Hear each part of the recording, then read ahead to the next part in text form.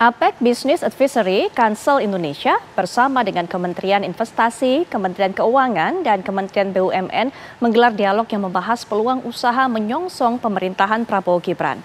Kepemimpinan baru Prabowo Gibran disebut berpotensi menjadi motor penggerak dalam menciptakan pertumbuhan ekonomi yang berkelanjutan dan inklusif.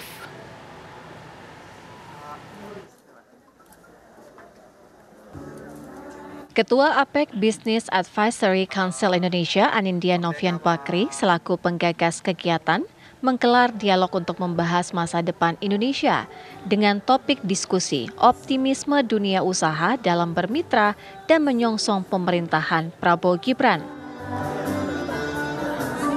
Acara digelar di pelataran hutan kota Gelora Bung Karno, Senayan, Jakarta Pusat dan dihadiri sejumlah stakeholder. Di antaranya Menteri Investasi Rosan Roslani, Wamen BUMN Kartika Wirjoatmojo, Wakil Menteri Keuangan Thomas Jiwandono, Ketua MPR RI Bambang Susatyo, dan Wakil Ketua Dewan Pembina Partai Gerindra sekaligus pengusaha internasional CEO Arsari Group Hashim Joyo Hadikusumo. Kepemimpinan baru Prabowo Gibran disebut berpotensi menjadi motor penggerak dalam menciptakan pertumbuhan ekonomi yang berkelanjutan dan inklusif. Anindya Bakri juga mengatakan Indonesia berpeluang memperkuat posisinya sebagai salah satu kekuatan ekonomi dunia. Karenanya, dunia usaha harus terus mampu menjadi mitra strategis pemerintah mendukung pembangunan nasional. Jadi di pemerintahan Pak Prabowo mencanangkan bahwa mungkinlah kita bisa bertumbuh cepat ke depan. Tumbuh cepat bahkan angkanya tidak langsung tapi mencapai 8%. Nah, tadi saya bisik-bisik juga dan tadi pagi bicara dengan Pak Rosan, apa sih Pak Rosan sebagai Menteri Investasi tanggapannya seperti ini? Ini mungkin nggak sih? Tentu bertahap ya. Nah, yang saya ingin sampaikan bahwa di dalam 20 tahun terakhir ya, Indonesia itu juga sudah berkembang cukup pesat.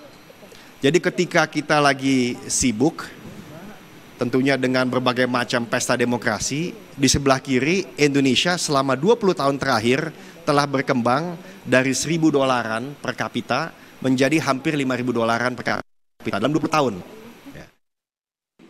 Pak Prabowo sudah menetapkan target nasional kita minimal 8%. Itu tidak termasuk perumahan. Tidak termasuk perumahan. Dan kalau kita gabungkan dan masukkan perumahan sebagai prioritas nasional, kita bisa dapat dekat. Kita melampaui 9,5 bisa mencapai 10%.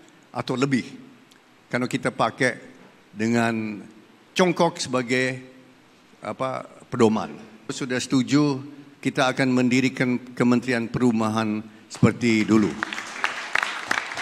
Berarti Kementerian PUPR nanti tetap Kementerian PU, nanti urus hal ihwal infrastruktur PU, perumahan khusus untuk perumahan, dan itu adalah menunjukkan komitmen Pak Prabowo Mas Gibran untuk kita kembangkan pembangunan.